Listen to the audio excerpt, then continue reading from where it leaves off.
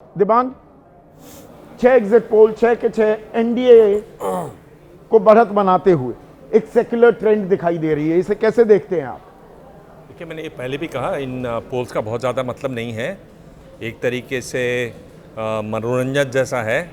चुनाव की सब गर्मी मनोरंजन करवा रहे हैं हम, मदारी बना हुआ हूं मैं। चुनाव की सब गर्मी ख़त्म हो गई है, तो ये पोल्स, देखिए एग्जिट पोल अपने आप में एक साइंस है, उस पर बहुत काम करने की ज़रूरत है। बहुत लोग अच्छा काम करते हैं, बीच में इधर पोल कुछ गलत हुए, उसकी भी बहुत सारी वजह लोगों ने बताई कि उन पर दबाव पड़ा, दिग्गजों पर कुल्हाड़ी चल गई, तो अब नए नए एंट्रेंट्स आए हैं। नए चूंकि वो पिट चुके हैं, नए लोग आए हैं। हाँ, जब तो तक इन्हें अपने गंभीरता से क्यों ना लें, नयों को मौका मिलना चाहिए ना। क्योंकि अगर वो ये कहते हैं, जो देखिए आंकड़े भी कहते हैं ना, अगर वो कहते हैं कि जो एग्जिट पोल में एक सज्जन यहाँ बैठे हुए थे, उन्होंने कहा कि आरजेडी की कुल 21% वोट आएंगी। मैंने कहा कोई बड़ी वजह है कि उनका जो वोट है वो इतना खिसक गया है? बड़ी बड़ी वजह नहीं है, महिला का वोट उस तरफ चला गया है। तो मतलब इस तरह के अगर अब हमें भी तो बहुत साल हो गए ये सब करते हुए। हाँ, महक से पता चल जाता है, महक से पता लग जाता है, और एक आध चावल छू के पता चल जाता है कि गले हैं कि नहीं गले हैं। पता लग तो जाता इतने है। अगर यहाँ आप तो कच्चे चावल छूने का मौका मिल रहा है, आप इतने उस पर कच्चे भरोसा चावल नहीं कर रहे। परोसेंगे तो पेट ही खराब होगा, मुझे लगता है इससे ज्यादा कुछ नहीं होगा। इतना तो संदीप प्लीज, इसको तो आपने कहा कि with some pinch of salt, pinch नहीं, मेरे ख्याल से काफी इसमें नमक कुछ ज्यादा हो गया है, बहुत नमक ज्यादा कुछ डले। ज्यादा हो गया है, फिस्टफुल ऑफ सॉल्ट। हाँ। नहीं, फिस्टफुल ऑफ सॉल्ट हो गया है। या दरअसल देखिए, ये जो चुनाव है अब है, ये वोटिंग परसेंटेज, ये इतनी बड़ी जो मात्रा है, ये या तो एंटी इनकम्बेंसी हो सकती है या प्रो इनकम्बेंसी। सेक्युलर ट्रेंड दिखा रही है कि ये प्रो इनकम्बेंसी है, या तो ये बिल्कुल 6 के 6 औंधे मुंह गिरेंगे, या ये 6 के 6 सही साबित होंगे। देखिए, मेरे ऊपर जो पिछले एक महीने से मैं देख रहा हूँ और समझने की कोशिश कर रहा हूँ, तो मेरी समझ तो ये बन रही थी कि बिहार में करारी टक्कर है महागठबंधन और एनडीए के बीच में। प्रशांत किशोर भी हैं, लेकिन वो इस करारी टक्कर में बहुत ज़्यादा हस्तक्षेप नहीं कर पा रहे हैं। नहीं, ये बढ़ी हुई वोट मात्रा कहीं ऐसा तो नहीं कि जो लोग मायूस हो गए थे, छोड़ दिया था कि ये चुनाव में कुछ रखा नहीं है, वो लोग निकल कर आए जनसुराज के लिए, और उससे इजाफा हुआ है वोटिंग टर्नआउट। हो सकता है तो जरूर होगा, मैं इससे इनकार नहीं कर रहा हूं। जो पिछले एक महीने से लग रहा था वो मैं बता रहा हूं। तो मैं ये मानता हूं कि जिसकी भी सरकार बनेगी वो सरकार छोटे अंतराल से बनेगी।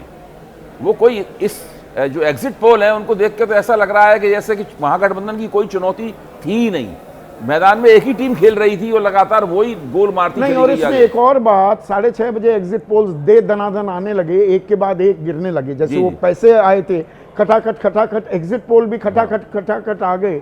लोग तो वोट कर रहे थे। जब इतना बड़ा मतदान हुआ है, इतना बड़ा वोटर टर्नआउट हुआ है, लोग लाइन में खड़े और एग्जिट पोल आ गया। दूसरी तरफ कोई भी ओपिनियन पोल हो, कोई भी प्रेक्षक हो, वहां घूम रहे पत्रकार हों, वहां के राजनीतिक कार्यकर्ता हों, पक्ष के हों विपक्ष के हों, सब लोग इस बात पे एक मत थे, एक बात कि इस चुनाव का सबसे बड़ा मुद्दा बेरोजगारी है। किसी ने नहीं कहा कि बेरोजगारी नहीं है मुद्दा।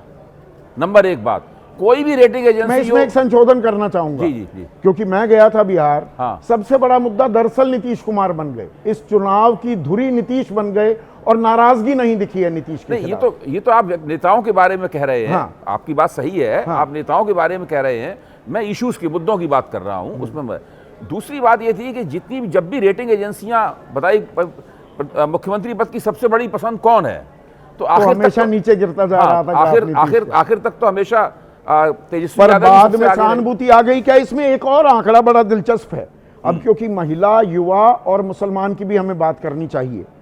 किशनगंज में 14.25% इजाफा 5 बजे तक, किशनगंज में 68% मुसलमान है, पूर्णिया में 12% से ज्यादा का इजाफा, कटिहार में 11.4% का। अब ये मुसलमान लामबंद हो रहे हैं या मुसलमान छितर गया है? 24 सीटें सीमांचल की, या ध्रुवीकरण हो गया? भाई ये भी है ना कि हिंदू तो वोट करने नहीं निकले।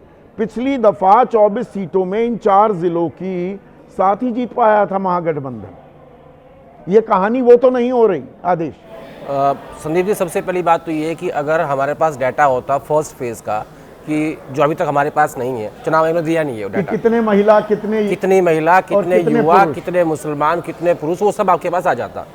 वो हमारे पास नहीं आया। अब दो बातें होती हैं, आमतौर पर हम ये कहते हैं कि देखिए जो ज़्यादा परसेंटेज टर्नआउट हो रहा है वो सत्ता पक्ष के खिलाफ हो रहा है, लेकिन हम वो भी नहीं कह सकते। मुझे लगता है ये चुनाव लाभार्थी वर्ग वर्सेस रोजगार की गारंटी के बीच है। लाभार्थी वर्ग है वो महिलाएं, तो जिनके महिला वर्सेस युवा है, महिला वर्सेस युवा है, सीधा कौन किसको जिताता है? हाँ। सीधा खेल आप ये कह रहे हैं। अगर मैं 6% युवाओं ने ज्यादा महागठबंधन को हाँ। वोट दिए थे, 18 से 29, और ये 1.25 करोड़ हैं, और 29 से 34 जो हो गए, 29 वाला 34 हो गया ना, तो ये 2 करोड़ वोटर खड़े हुए। तो मेरा मानना ये है कि ये चुनाव लाभार्थी वर्सेस जो कि महिलाएं हैं, नीतीश कुमार का वोट बैंक है, और रोजगार की गारंटी जिन्होंने कहा कि हम आपको रोजगार देंगे, तो इसके बीच में ये चुनाव है। हमारे पास डाटा है नहीं, अभी तक भी वोटिंग हो रही है, कहीं ऐसे बूथ है, बिल्कुल है, ठीक है। अब आपने इन 6 इनकी बात की कंपनीज की जिन्होंने ये एग्जिट पोल किया है, किसी का भी जो सैंपल साइज है वो 60,000 से ज़्यादा नहीं है।